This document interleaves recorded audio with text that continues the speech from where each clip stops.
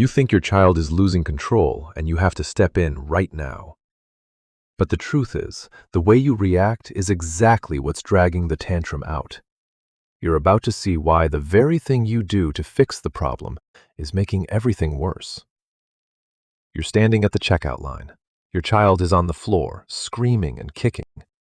You look around, feeling the weight of every eye in the store on you. You drop your voice for a second, then instinctively it rises again. You know you're tense, but you move in closer anyway, desperate to end the chaos. You just want it to stop. But in that moment, your child's brain isn't listening to your words. It's reading your state. The more you rush, the more they escalate.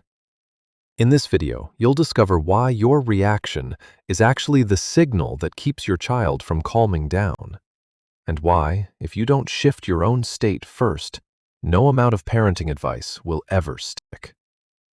You're standing in the middle of a crowded grocery store while your child lies on the floor, screaming. In a split second, your jaw tightens and your voice rises with sharp tension. You lean in close, trying to force control over the chaos. Too fast. You don't even realize you've already entered fight mode. The truth is, your child's brain is reading the signals from your nervous system, not the words coming out of your mouth. You think you're stepping in to help, but your body has already escalated the situation. Your child learns that big emotions must be met with big, reactive explosions. Your child reacts to your state, not your words. As your child's screams grow louder, you instinctively raise your voice to match theirs. They struggle, and you grip their arms tighter, desperate to regain control. You tell yourself, they need to understand what I'm saying. But in reality, your child's brain detects only one signal. The danger is still here. You are following, not leading. Pointless. When you match their intensity, you stop being the anchor. Intensity doesn't calm intensity. Over time, their ability to self-regulate withers, replaced by a cycle of constant escalation. Every time your child cries, you react instantly to shut it down. Every time they scream, you push harder, hoping for silence. You tell yourself, I have to end this right now. But your child doesn't see this as a single moment. They are learning.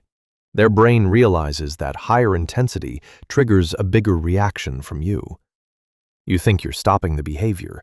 You aren't. You're reinforcing it. Now your child needs even more explosive reactions just to feel like they have a grip on the situation.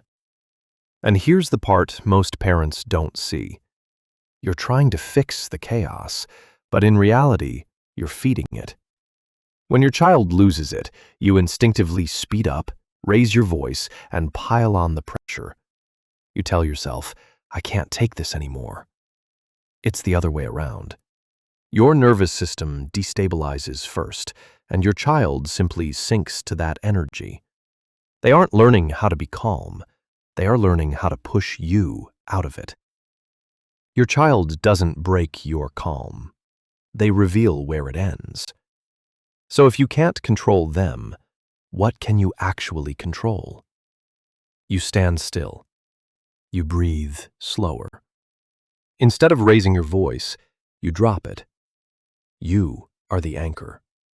As you stabilize, your child's brain receives a signal of safety and begins to de-escalate. You don't stop the storm. You become what it settles around. Calm is not passive. It's directional. Without this, your child will always depend on external chaos to regulate their internal world. And when you hold that long enough, something shifts. Remember, you aren't just stopping a tantrum. You are shaping how your child's brain will handle emotions for the rest of their life. Reactive parents focus on whatever makes the noise stop.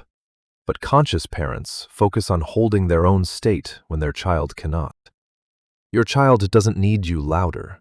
They need you steadier. The last time your child lost control, how did you react? If you want to dive deeper into how a child's brain actually learns, stay tuned for more. Because in the end, everything starts with the state you maintain, not the behavior you fix.